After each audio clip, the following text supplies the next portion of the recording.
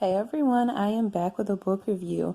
And this was my first time reading a book by this author. So the author's name was Queen Amina, and the book was called Where the Loyalty Lies, The Journey of Chris versus Sparks, right? So Chris is the main character, and Sparks is like his nickname.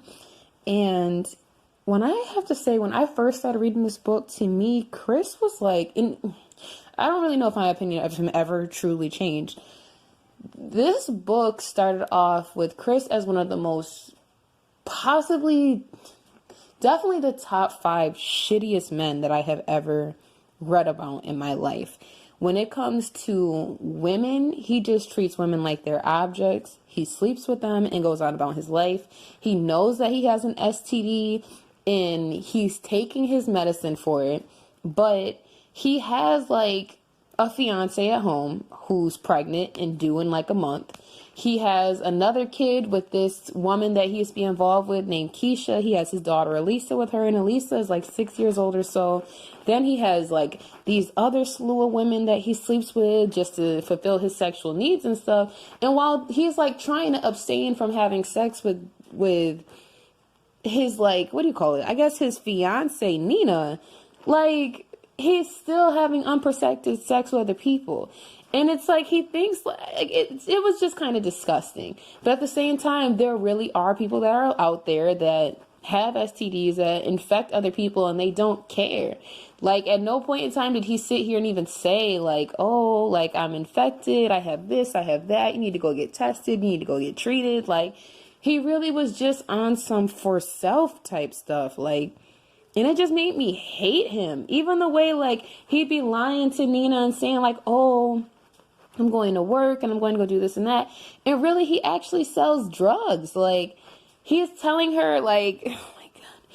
He has her thinking, like, that he has, like, this official, like, job that's not necessarily, like, a 9 to 5, but he can make a $60,000 deal in a day and they're living in this lavish house.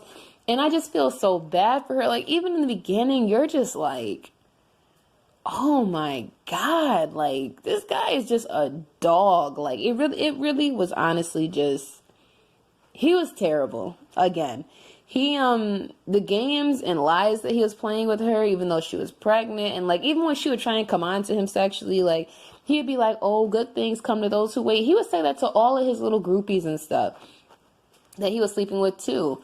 Whenever they asked him for something more. Then there was even like a scene too, like he just was an extremely like violent man to me. While he's like an extremely sweet person to an extent to like Nina, the way he gets with Keisha when he catches an attitude with her, I don't know if it's that he was losing his patience and that's why he was so aggressive, but like he's like pounding on her door, giving her threats and stuff. Like he has cameras inside of her whole apartment and just watches her. I don't even think she's even aware at how much he's able to watch her. And that creeped me the hell out. Yeah, you're doing it for her safety, but like, it just creeped me out. I really felt like this was one of those books where I truly felt like it was like a 3 out of 5 star for the simple fact of it just felt like one of those hood booger love stories. Like, it just bothered me. It just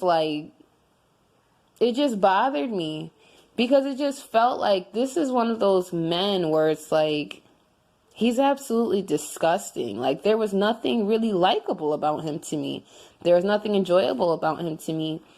I think other people can see past it and see through the storyline, but just the way he treated women entirely throughout the book just kind of turned me off. Like it's like he had a soft spot for certain women, but other ones, he just dogged them out.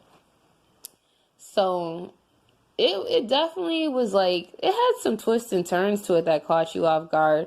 There was a part where I had got confused, but I had talked to the author about it.